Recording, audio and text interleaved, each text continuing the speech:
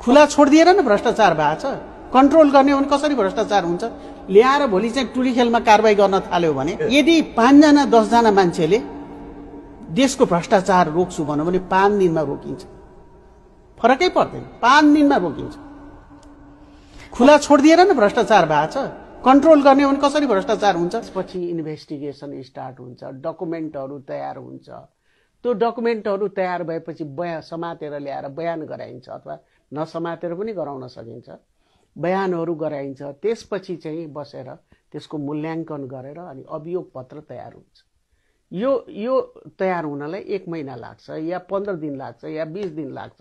एउटा मुद्दा मात्रै हुँदैन। एकदम इन्होंने वक्त बदल दिया, जज्बात बदल दिए, जिंदगी बदल दी। हो भाई, मारो मुझे, मारो मुझे, मारो। नहीं, ये मजाक हो रहा है। 1 सेकंड यार, मजाक हो रहा है।